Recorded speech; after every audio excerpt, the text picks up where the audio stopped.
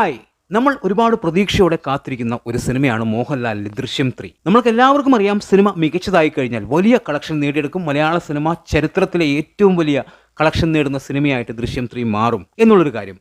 ഒരുപക്ഷെ 500 കോടിക്ക് മുകളിൽ ഈ സിനിമ കളക്ഷനായി നേടിയെടുക്കും എന്നുള്ള കാര്യമൊക്കെ നമ്മൾക്കറിയാം. ഇടയ്ക്ക് നമ്മൾ അറിഞ്ഞു, പനോരമ സ്റ്റുഡിയോസ് ഈ പറയുന്ന ദൃശ്യം എന്ന സിനിമ വാങ്ങിച്ചു. ആശീർവാദ് സിനിമാസിന്റെ കയ്യിൽ നിന്നും 160 കോടി രൂപയ്ക്ക് ആ സിനിമ വാങ്ങിച്ചു എന്ന്.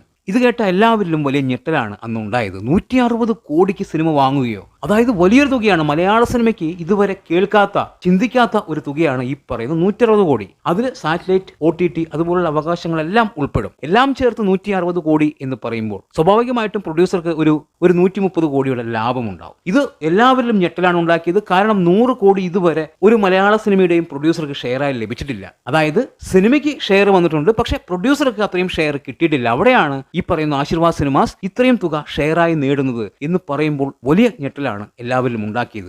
ഈ 160 കോടി എന്നുള്ളത് സോഷ്യൽ മീഡിയയിൽ പ്രചരിച്ച ഒരു വാർത്തയായിരുന്നു. ഞാനും അത് കൊടുത്തിട്ടുണ്ടായിരുന്നു. ഇപ്പോൾ അറിയുന്നു അത് അങ്ങനെയല്ല എന്നുള്ളൊരു കാര്യം. ഇത് പറഞ്ഞിരിക്കുന്നത് പ്രൊഡ്യൂസറായിട്ടുള്ള രഞ്ജിത്താണ്. അതായത് തുടരും എന്ന സിനിമയുടെ പ്രൊഡ്യൂസറാണ് ഈ വിഷയം പറഞ്ഞിരിക്കുന്നത്. 160 കോടിയല്ല, 350 കോടിക്കാണ് പനോരമ സ്റ്റുഡിയോസ് ദൃശ്യം 3 ആശീർവാദ് സിനിമാസിന്റെ കയ്യിൽ നിന്ന് വാങ്ങിച്ചിരിക്കുന്നത് എന്നുള്ളതാണ്. അതായത് 350 കോടി രൂപയ്ക്കാണ് ഈ സിനിമ പനോരമ സ്റ്റുഡിയോസ് ആശീർവാദിന്റെ കയ്യിൽ നിന്ന് വാങ്ങിച്ചിരിക്കുന്നത് എന്ന് പറയുമ്പോൾ വലിയ ഞെട്ടലാണ് എല്ലാവരിലും ഉണ്ടാക്കുന്നത്. അതായത് 160 കോടി എന്ന് കേട്ടപ്പോൾ തന്നെ ഞെട്ടിയ ആൾക്കാർ ഇത് കേട്ട് കഴിഞ്ഞാൽ ഞെട്ടില്ലേ? അതായത് അതിന്റെയും ഇരട്ടിക്ക് മുകളിൽ സിനിമയ്ക്ക് എങ്ങനെ പോയാലും 300 കോടിയിൽ കൂടുതൽ ലാഭം നേടിയെടുക്കാൻ സാധിക്കും എന്നുള്ളത് തന്നെയാണ് നമ്മൾക്കിപ്പോൾ മനസ്സിലാക്കാൻ പറ്റുന്നത്. കാരണം ഈ സിനിമയ്ക്ക് വലിയ ബഡ്ജറ്റ് ഇല്ല എന്നുള്ളത് ജിത്തു ജോസഫിന്റെ വാക്കുകളിൽ നിന്ന് വ്യക്തമാണ്. അതായത് ദൃശ്യം 2ന്റെ ബഡ്ജറ്റ് പോലും ഈ സിനിമയ്ക്ക് വരില്ല എന്നുള്ളൊരു കാര്യം. സ്വാഭാവികമായിട്ടൊരു 325 കോടിയോളം രൂപ ആശീർവാദ് സിനിമാസിന്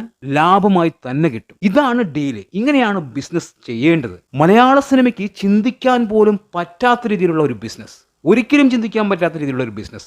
ഇതുവരെ ഒരു മലയാള സിനിമയും ഈ പറഞ്ഞ 350 കോടി ഗ്രോസ് കളക്ഷൻ പോലും നേടിയിട്ടില്ല എന്ന് പറയുമ്പോഴാണ് പ്രൊഡ്യൂസർക്ക് ഇത്രയും തുക വരുന്നു എന്നുള്ളത്. ഈ തുക ഈ പറയുന്ന പനോരമ സ്റ്റുഡിയോസിന് തിരിച്ച് കിട്ടണമെങ്കിൽ ബിസിനസ് കളക്ഷനിലൂടെ ദൃശ്യം 3, അതായത് ടോട്ടൽ കളക്ഷനിലൂടെ തിയേറ്റർ കളക്ഷനും ബിസിനസ് കളക്ഷനും ചേർത്ത് 1000 കോടിയെങ്കിലും നേടിയാൽ മാത്രമേ ഈ പറയുന്ന 350 കോടി പനോരമ സ്റ്റുഡിയോസിന് കിട്ടുകയുള്ളൂ. അപ്പോൾ എന്ത് വലിയ റിസ്ക് ആണ് അവരെടുത്തിരിക്കുന്നത്. തീർച്ചയായും ഞെട്ടിക്കുന്ന ഒരു വാർത്ത തന്നെയാണ്. ഈ വാർത്ത തീർച്ചയായും വിശ്വസിക്കാം. അത് പറഞ്ഞിരിക്കുന്നത് മറ്റാരുമല്ല, പ്രൊഡ്യൂസറായിട്ടുള്ള രഞ്ജിത്താണ്. 350 കോടിക്കാണ് ആശീർവാദ് സിനിമാസ് ദൃശ്യം 3 വിറ്റിരിക്കുന്നത് എന്ന്. ഒരിക്കലും ആശീർവാദ് സിനിമാസിനെ കുറ്റം പറയാൻ പറ്റില്ല.